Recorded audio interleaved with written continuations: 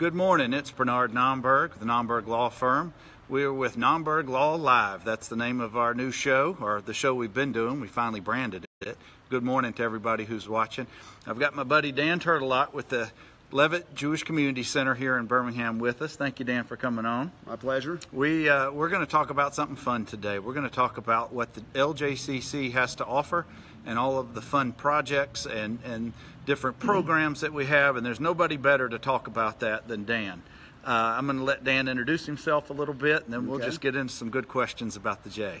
Well, again, my name is Dan Tourtellotte, and I've spent most of my career at the JCC here, 31 years at the JCC. I started out my career in the coaching field in the public schools. After about 5 years of that, I wanted to make a little change, but I wanted to stay in the field, and the JCC was looking for a what they called a health, physical education, and recreational director at the time. Sure. This was in 1986, and lo and behold, I interviewed for the job, and they hired me. So I've been here a long time. Like I said, originally I was in the sports and fitness and wellness field, and I still am to that point, but there's been a lot of changes over the years. My roles have changed. I've had a lot of different roles. Currently, I oversee security. I'm still involved in sports with sports initiatives, and just special programs. I work with special programs. Well, I know we've had a changeover of leadership in the past year. Richard Freeman being, what's his title now? Well, he is the CEO of the Levite Jewish Community Center and the Birmingham Jewish Federation Foundation. Okay, and we're here on Montclair Road in Birmingham. The J, as it's affectionately known, has been on this campus since the 50s? 1958. Yeah, since the 50s. Yeah. And I'm going to let Dan tell us a little bit about an overall swath of what the campus has to offer by way of programming and those kind of things. Okay. Well, like you said, we've been here since 1957. Uh-oh. The sprinklers are coming on. That's funny. And we are the community center here in this area of town. I think first you need to know what our mission is of the JCC, so it'll give you a little understanding of our broad mission of the JCC. It is to enhance Jewish identity by providing programs and activities that promote cultural enrichment, cultivate educational development, and provide for the well-being of its members. So we are the place where learning, wellness, and community come together. We are a 501c3 organization and a United Way agency.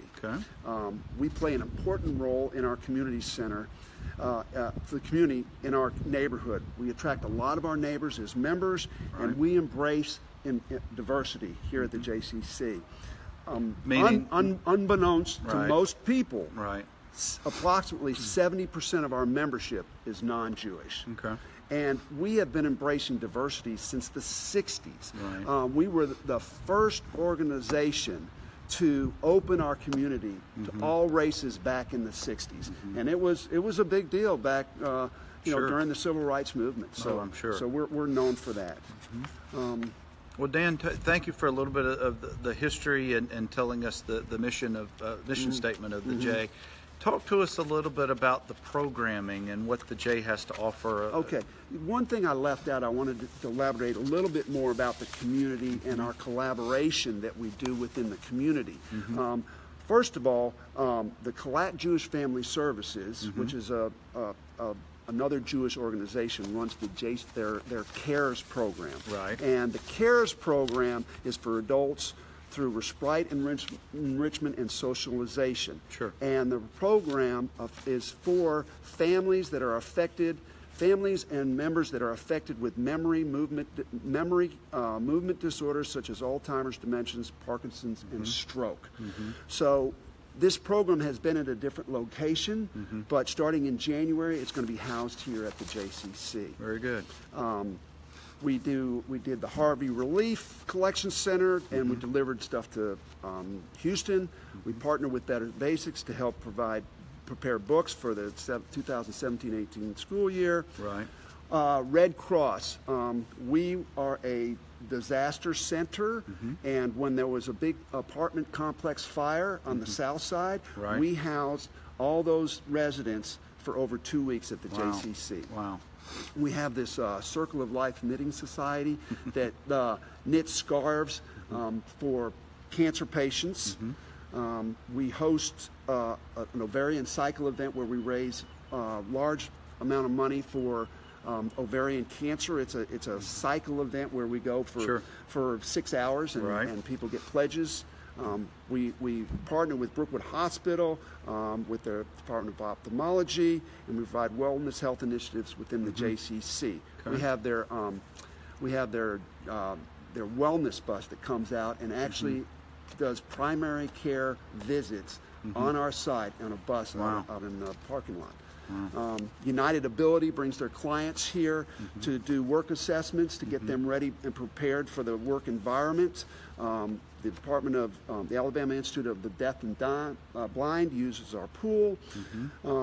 So we Magic City Acceptance Project, which is outreach for the LGBTQ community, has certifications here and trainings here.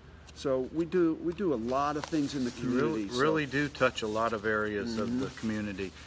Tell us a little bit about the workout facilities and what's actually physically here on the campus that if you're a member you have access to. What most people don't realize is we have 70 acres of land here at the JCC. About 13 of it is developed in what you see from the road. So we have tennis courts. We have 6 tennis courts. We have an outdoor track, which has a soccer field and a softball field on there. Our aquatics facilities are phenomenal. We have which you can see behind us, we have a 300,000-gallon outdoor pool. We have an indoor pool, which is a 8-lane, 25-yard pool. We have which is a unique facility. We have a 5-mile hiking and biking trail behind the center. I am intimately familiar with almost every weekend. Yes. And I can tell you that when you're in the middle of the trails up there, you don't hear anything. We may be in the middle of the city and there may be busy roads all around in neighborhoods, but you could be in the middle of really nowhere on those trails, and they really are fun. It's like you're in the wilderness when you're up there, and you see wildlife, and it's really well used. It's not limited to JCC membership. It's open to the community. It's just a unique feature that we have, and we're proud of it. Our fitness center is a full-fledged fitness center. We have over 30 pieces of cardiovascular equipment. We have free weights. We have selectorized equipment. We have 3 exercise studios, or what we call group fitness studios. We have a cycling studio. We have a mind-body studio where we offer Pilates and yoga and boutique classes. And then we have our large group fitness studio. I looked at the calendar for group fitness yesterday, and it looks like there's anywhere from 5 to 10 different classes every single day. That's all different types, whether it's yoga, body pump, or what have you. And everybody who leads those are certified in their various specialties. Dan, talk to me a little bit about one of my passions is pickup basketball. And they've had a league here for 1,000 years. Do you have to be a member to be in that particular in the league, not the pickup, but the league? In the league. No, you do not. We offer 3 to 4 leagues a year. It's open to the community. It's just a great league for adults that still like to play basketball, to come out and bang around on the court and play. You don't have to be great. There are some good players out there, but it's been going on. Like I say, I used to run the clock and the book, 30 years ago for the men's, but it's still going strong. It's a very active league, I know. Dan, I'd be remiss without mentioning, if someone's interested in a tour, interested in membership, who would they get in touch with here? Well, Monica Singletary is our membership director, and she's the one to contact. But really, if you want to come by and give a tour, you don't need an appointment. You can just come in and drop in and just say, I'm here inquiring about membership. They'll give you a tour of the facility. Actually, if you're interested, we'll give you a week pass to try it out, and You know, it's a great facility. We are a family-oriented facility that has everything for all ages. And speaking of that, the ECLC is on one end of the campus, and the Jewish Day School is at the other end of the campus. I know my kids went through both of those programs. Well, our ECLC program, which is the Cone Early Childhood Learning Center, is known as one of the best preschool communities in Birmingham. They have a philosophy of education that children learn through play. They provide experience that allow children to learn through interacting with their peers, teachers, and environment. And they have this framework of education that's based on a Hebrew word called Shiva, which is basically the 7 core elements. And children as constructivist learners, early childhood directors as visionary, early childhood teachers as professionals, family is an engaged partner, so we try to bring the family in on the educational process of preschoolers. The environment is an inspiration for inquiry, and then we have this Discover Catch, which is a creative approach to childhood health. So we learned that to create healthy habits for children, it needs to be learned at the preschool level. So we incorporate 30 minutes of vigorous activity a day. We also try to teach them about healthy eatings. We have this great saying, we have the go foods and the woe foods. Okay, so we never tell kids that they can't eat something. But the go foods are the healthy foods, the fruits and the vegetables and the lean meats that they can eat all the time. And the woe foods are your sweets and the other things, but you know, they can eat it occasionally, but it's the go and woe, and it's really a I need to flip that ratio for me. I hope it's not too soon since the event was over, and I hope Spencer's watching this either live or later on. I want to talk about the Maccabi Games that we housed and held here this year, and you and Spencer and so many others were so intricately involved and pulled off such a phenomenal event and experience for the J and for the community. But is it too soon for you? Are you okay to talk about it a little bit? No, I'd be happy to talk about it because it was one of the highlights of my career. It took 2 years of planning. And it went off as a great event for the JCC, but not just the JCC, but the whole broader Birmingham community. So the JCC Maccabi Games, well, let's back up a little bit. You may have heard of the Maccabi Games that are held in Israel every 4 years. So it's basically the Jewish Olympics for adults. This is kind of a North American spin-off of that. So it's for Jewish teens, and it is the largest Jewish teen sporting event in the world. It happens every year, and it's so large it generally happens in multiple cities over the summer. Different regions, their camps are at different times, school starts at different times, so they try to spread it all out over a 2 or 3 week period. It's an honor to get the host, and normally it's for large metropolitan communities. We are the smallest community to ever host the JCC Maccabi Games. So we were awarded the JCC Maccabi Games, and it took 2 years of planning. We had great community development. Our honorary chairmen were Commissioner Slive and General Krulak, and then we had our chairman was Lane Held and Bruce Sokol, and they did a phenomenal job. They truly did a remarkable job of leadership. They went out in the community and they raised over $600,000 from the corporate community in Birmingham, which just speaks volume of the support that we got. How many kids? 900 kids from all over the world, actually. We had a delegation from Israel. We had one from the Ukraine. We had kids from the Virgin Islands, some from Canada, and then other JCCs throughout the country. It was a 5-day event. We do evening activities. One of the unique activities of the Maccabi Games is the CARES program, where you go out to the community and give back. We took all the kids. Being in Birmingham, we felt that the civil rights era and the movement was so important, and most of these kids, I don't know the education they get in the civil rights like we did growing up. But we took them to the Civil Rights Institute. We took them to the 16th Street Baptist Church, and then they did community projects giving back to school-aged in schools in Birmingham. We housed 4 girls from Southern California who clearly had never been in the South. Right. But I think after tasting sweet tea, Alabama barbecue and biscuits and going to the sites, I think that their eyes had been opened in a very good way. And I know that the day they spent at the Civil Rights Institute, the Maccabi Cares or the JCC Cares Day was very impactful. Yeah.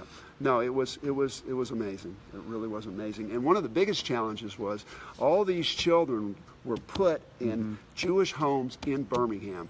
And the philosophy on that is we wanted those children to feel like they were a part of the Jewish community of Birmingham. And they did. And like yourself, the host families that I spoke to, you know, they said they were just like our children. You know, it's as a rewarding experience for the host families as it was for the kids.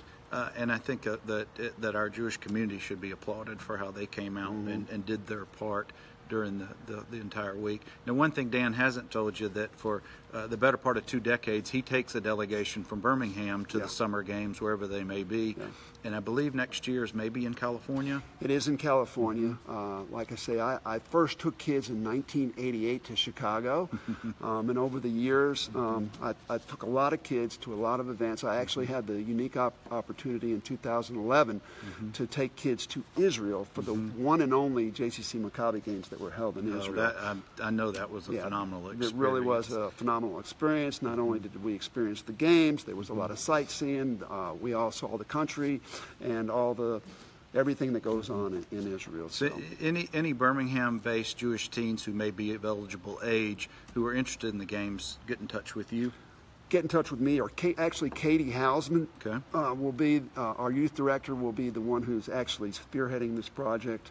But I will say this, if you are a teen, a Jewish teen in Birmingham, this is a once-in-a-lifetime experience that you don't want to miss. The JCC Maccabi games are so special, and it's hard to explain if you haven't experienced it. But the good thing is 75 of our Jewish teens experienced it this past summer. When it was here? That's fantastic. Yep. I wish I would have been of age back in the day to attend myself.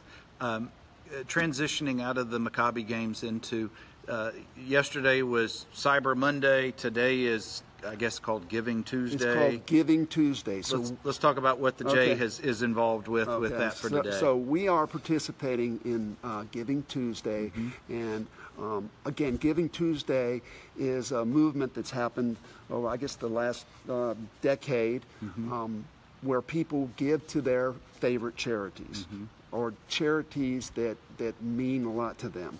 So we're reaching out to our community to say, please give to the Levite Jewish Community Center. Like I mentioned earlier, we're a 501c nonprofit organization, United Way agency, and we need funds to help us run and do the good work that we do. Who do they get in touch with here about if they want to give? Well, Stephanie Salvego is the one who's running the campaign. However, you can just go to Facebook, or you can go to our website and click on the link and give. And on today, Facebook is matching any gifts that we get today. Well, that's very important. After the show, or maybe in a few minutes, somebody who's watching, we're going to put a link in the comments section for anybody who wants to participate in Giving Tuesday to the J. Dan, any other things you want to share with the folks about the J? Sure. You know, we do a lot of major programming here. That's what we do, community-wide projects. So, of course, we talked about the big one, the JCC Maccabi Youth Games that we hosted last summer, which, by the way, that's a once-in-a-lifetime thing, which may never happen here in Birmingham. But annually, we put on the Lapidus Montclair Run. This run started 40 years ago as the Montclair Run, and it was a 10K and 1 mile run. In 2009, we dedicated the race to Sam Lapidus, who had died the previous year of Ewing sarcoma at the age of 15, or just before his 15th birthday. So it's now in his honor. We added a 5K, and we partner with Children's Hospital, and a portion of the proceeds goes to the Center for Childhood Cancer and Blood Disorders at Children's of Alabama. So it's a really great cause. It's on Thanksgiving Day. We had 1,250 participants this past week. The largest ever. So that's one of the big It was events. A beautiful morning for it. It really was. I'm glad there was such a big crowd. We're on December 17th. We're having our grand menorah lighting at the summit at the Saks Plaza. So it's lighting of the menorah, a lot of activities for the kids. It's open to the community. It's at 5:30. So come on out and experience that. There really is something every month, if not every week. Yeah, going on in April we're doing the Jewish Food Festival and Cultural Fest. So it's going to be Jewish food. There's going to be a kosher barbecue. We're going to be celebrating Israel's 40th birthday. That's on April 22nd. So that's another large event. So, and we're always having large events at the JCC that are community driven. Well, Dan, this is such awesome information, and I sure appreciate you spending some time and educating me as well as the public about what the J has to offer. Guys, I think that'll conclude us for today. Again, I'm Bernard Nomberg with the Nomberg Law Firm. You can always reach us at 205-930-6900. We have a Facebook page at nomberglaw.com as our website. We'll be back next week with another area of the law, but tomorrow, November 29th, on the Mo Show will be lawyers who played football in college and how did that affect us. I'm sure it'll be enlightening for all, including my mother who's watching. But you guys, again, thank you for spending some time with us, and we will catch you again tomorrow and then again next Tuesday.